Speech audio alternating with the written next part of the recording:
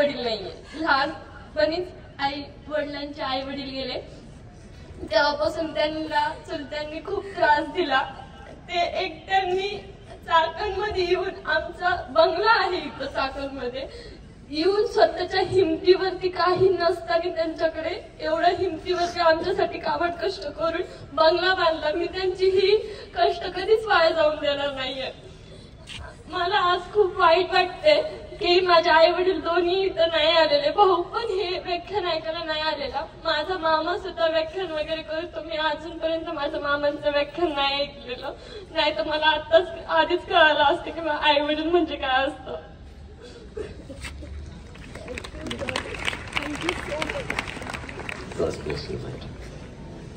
झालं रे शेवटची प्रतिक्रिया.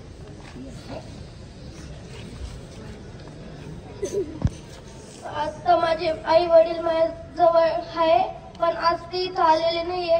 माझा भाऊ गावाकडे असतो. माझ्या आईला माझ्या भावाची लय आठवण येते आणि मला पण येते. माझे आई वडील पण चांगले, पण माझ्या मम्मीचा पाय मोडलाय म्हणून माझी मावशी आली आणि माझे पप्पा कामाला गेले. म्हणून माझे पप्पा मला कसल्याच गोष्टीची कमी करत नाही. यासाठी आय लव्ह पप्पा. नमस्कार. जे आमच्या आई वडिलांना, जे आम्हाला जमलं नाही, आई वडिलांना जमलं नाही, ते ह्या देवगण सांगितले. सर्वात प्रथम सगळं त्यांचा नमस्कार करते.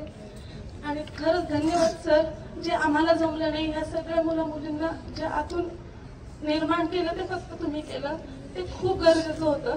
धन्यवाद मनापासून. जारे जारे पाखरा जारे माझ्या माहेरा, एवढा निरोप सांग माझ्या आई दादाला.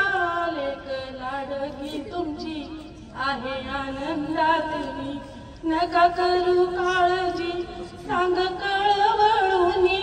जारे जारे पाखरा जारे माझ्या माहेरा. धन्यवाद.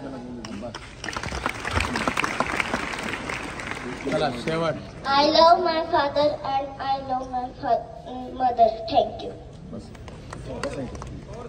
मी पण हेच बोलते. I love my mother and I love my father.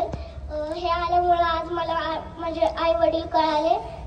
खरंच त्या खूप मेहनत करतात माझ्यासाठी.